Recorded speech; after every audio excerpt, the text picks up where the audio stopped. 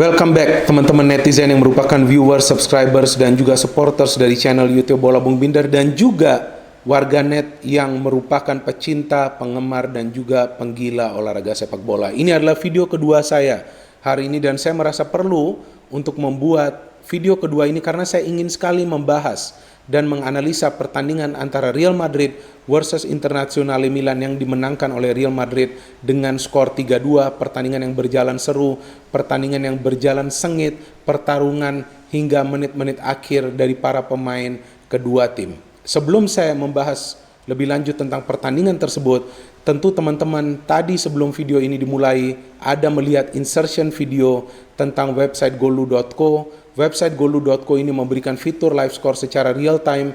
Jadi ketika ada perubahan skor yang terjadi dari cabang olahraga sepak bola atau juga cabang olahraga lainnya, akan di-refresh secara otomatis di website tersebut. Ada juga informasi-informasi menarik lainnya yang teman-teman bisa peroleh dari website golu.co. Jadi silakan bagi teman-teman yang ingin mendapatkan informasi lebih lanjut tentang website golu.co, bisa klik di link yang telah saya sediakan di bawah video ini di kolom deskripsi. Sekarang kita membahas tentang pertandingan Real Madrid versus Internazionale Milan yang perlu dimenangkan oleh kedua tim jika mereka ingin lolos dari fase grup. Tentu kemenangan lebih perlu dari kubu Real Madrid karena Real Madrid baru saja mendapatkan 1 poin dari 2 pertandingan sebelumnya. Internazionale Milan sudah mendapatkan 2 poin. Teman-teman tentu mengetahui fakta tersebut. Tapi di game ini, ya sebetulnya dua tim ini kan tidak tampil full tim. Real Madrid kita tahu di posisi fullback kanan tidak ada pemain yang memiliki kemampuan untuk bertahan yang baik. Ya, Vasquez diturunkan, oke, he's good as attacking but not in defending. Bagi Internazionale Milan, sayang sekali Lukaku tidak bisa turun di pertandingan yang penting ini karena ia adalah predator di dalam kotak penalti. Ia adalah top scorer musim lalu bagi Internazionale Milan dan ia juga sementara adalah top scorer musim ini. Jadi pada sebuah pertandingan penting tentu tim perlu juga diperkuat oleh striker andalan mereka agar dari mungkin jumlah peluang yang tidak begitu banyak mereka bisa konversikan peluang-peluang tersebut untuk menjadi gol. Nah, bagaimana jalannya pertandingan ini?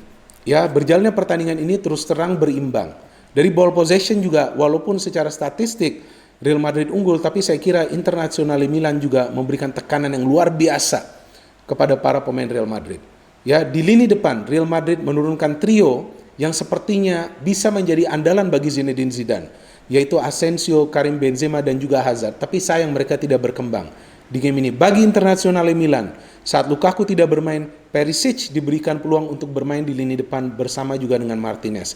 Tapi perlu kita pahami bahwa Perisic dan Martinez seperti biasanya akan bermain sedikit ke belakang dan Lukaku yang adalah target man. Tapi di game ini ya kedua pemain ini bisa mencetak gol. Artinya ya sebetulnya Internazionale Milan tanpa Lukaku bisa survive. Tapi dengan Lukaku bisa saja mereka tampil lebih efektif lagi di lini depan untuk bisa menyelesaikan beberapa peluang yang mereka peroleh di game ini. Oke, how was the game? Ya, game tentunya tadi seperti yang saya jelaskan bahwa berlangsung ketat. Ya, sengit. Tapi yang membedakan adalah jika ada salah satu pemain dari Real Madrid atau juga Internazionale Milan yang melakukan kesalahan. Dan itu terjadi teman-teman. Pada saat Hakimi mendapatkan pressure dari Mendy dan kita tidak jelas ya apakah Mendy mendorong Hakimi setelah Hakimi melepas bola atau saat ia mencoba untuk melepas bola ke lini pertahanan. Apakah itu sebuah back pass juga saya tidak yakin. Karena bola diberikan ke ruang yang kosong di antara pertahanan Inter dan juga penjaga gawang Handanovic. Dan Benzema kita tahu dengan nalurinya untuk mencetak gol bisa mendapatkan bola tersebut melewati Handanovic untuk membuka keunggulan bagi Real Madrid. Setelah itu kita tahu Real Madrid terus-menerus menyerang. Ya, mereka mendapatkan beberapa peluang, tapi juga Martinez sebelumnya mendapatkan peluang untuk mencetak gol di mana Courtois bisa menahan peluang dari Martinez. Saya kira itu sebelum gol pertama dari Real Madrid tercipta. Asensio juga mendapatkan peluang sebelum gol dari Benzema tercipta. Tapi justru kita melihat bahwa beberapa kali Inter menyerang, Inter tampak lebih berbahaya dan mengancam gawang dari Courtois. Bahkan Mendy, Ramos, dan Varane sangat kewalahan, apalagi Vasquez, untuk mengendalikan ya akselerasi dari para pemain Inter seperti Martinez, Ashley, yang bahkan Hakimi juga beberapa kali masuk dalam ruang yang kosong di defense Real Madrid untuk bisa mengancam gawang dari Courtois, tapi memang tidak selalu mereka berhasil untuk melepaskan tendangan yang akurat ke arah gawang dari Courtois. Kemudian Real Madrid bisa mencetak gol tambahan di pertandingan ini. Great delivery by Toni Kroos, dan what a great header by Sergio Ramos. Siapa lagi jika bukan Ramos yang mencetak gol dalam sebuah pertandingan penting dan juga pertandingan besar bagi Real Madrid. Dan gol ke-100-nya dari Sergio Ramos bagi Real Madrid. Luar biasa pemain bertahan ini. Sebelumnya ada pemain bertahan lain yang pernah mencetak lebih dari 100 gol bagi Real Madrid, jika saya tidak salah, yakni Fernando Hierro. Jika saya salah, silakan teman-teman koreksi, biar kolom komentar juga rame ya. Tapi setelah unggul 2-0, para pemain Real Madrid sepertinya mungkin berada dalam euforia bahwa mereka nih wah sudah menang. Padahal kan masih lama nih waktu permainan. Ya, akhirnya Inter bisa mencetak gol untuk memperkecil ketertinggalan melalui proses kerjasama yang cantik.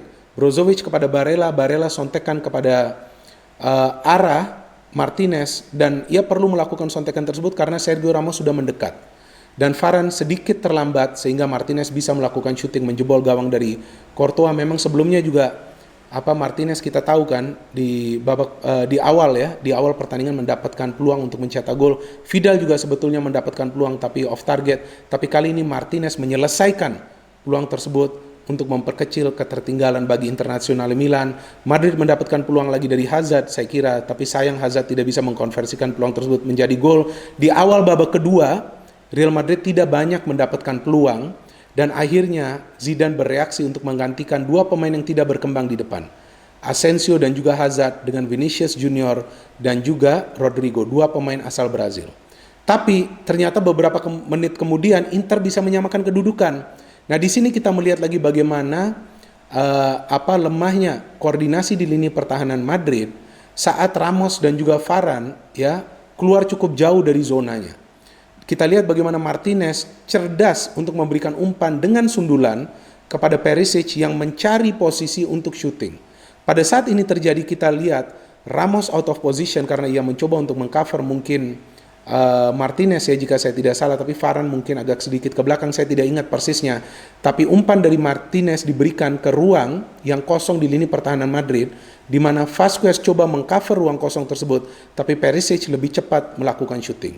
Memang kita tidak bisa menyalahkan Vasquez karena Vasquez bukan pemain yang memiliki naluri bertahan yang baik. Ia terpaksa memang Zidane perlu memainkannya karena ia memiliki speed. Oke, dan ia paling tidak ia bisalah menyulitkan para pemain dari tim lawan untuk menyerang dari sektornya karena ia bisa mengcover secara cepat.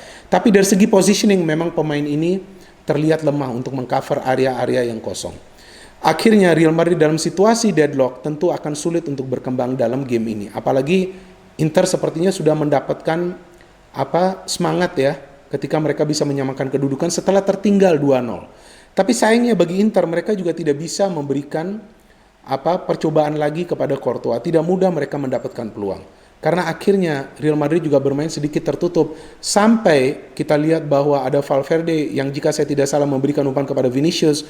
Vinicius solo effort ya, skill individualnya seperti biasa memberikan umpan atau crossing di mana sebetulnya mungkin juga ya sasarannya adalah diberikan crossing kepada Benzema, tapi lewat di sana ada Rodrigo, dan Rodrigo melakukan finishingnya dengan sempurna, tendangan yang keras merubah skor menjadi 3-2 dan Inter tetap mendapatkan beberapa peluang untuk mencetak gol karena saya melihat Lukaku tidak bermain di game ini sehingga sulit juga bagi mereka untuk mendapatkan akurasi tendangan ke arah gawang tim lawan. Sayang sekali Lukaku tidak bisa bermain. Jika bermain mungkin saja berbeda ya, kita harus fair menilai jalannya sebuah pertandingan.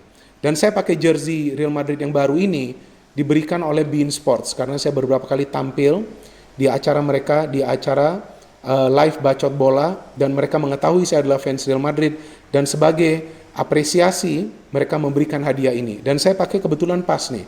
Ya silakan teman-teman bisa memberikan pendapat kalian apakah saya mirip Ramos atau Benzema ya. Tapi saya ingin mirip Ramos. Ya, pemain ini luar biasa loh. Bagi Real Madrid di saat-saat yang krusial ia selalu muncul mencetak gol atau juga melakukan clearance yang penting. Dan di game ini Ramos bermain ekstra agresif. Beberapa kali ia melakukan agresivitas kepada pemain Inter Milan yang memang unggul dari segi speed.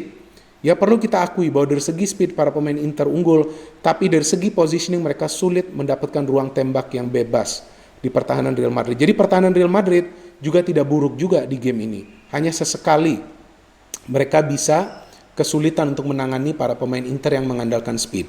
Sayang sekali bagi Conte ya bahwa di game ini ia tidak bisa meraih 1 poin walaupun sebelumnya mereka sudah meraih 2 poin dalam 2 game. Belum aman bagi Real Madrid karena jika mereka kalah di next game lawan Inter Milan, bisa jadi nanti Inter Milan yang menjadi favorit untuk lolos dari grup ini. Dan setiap game bagi Real Madrid sekarang di UEFA Champions League adalah bagaikan pertandingan final yang mereka perlu menangkan untuk memastikan mereka akan lolos dari fase grup. No easy games anymore for Real Madrid this season. Zidane terus berupaya untuk menampilkan pemain-pemain yang terbaik di starter walaupun ia terus melakukan perubahan pada saat pertandingan berjalan seperti yang ia melakukan perubahan di pertandingan El Clasico di mana pemain pengganti seperti Modric bisa mencetak gol. Di game ini juga ia melakukan perubahan atau pergantian pemain di mana Rodrigo bisa mencetak gol. Kita tunggu pertandingan-pertandingan selanjutnya bagi Real Madrid.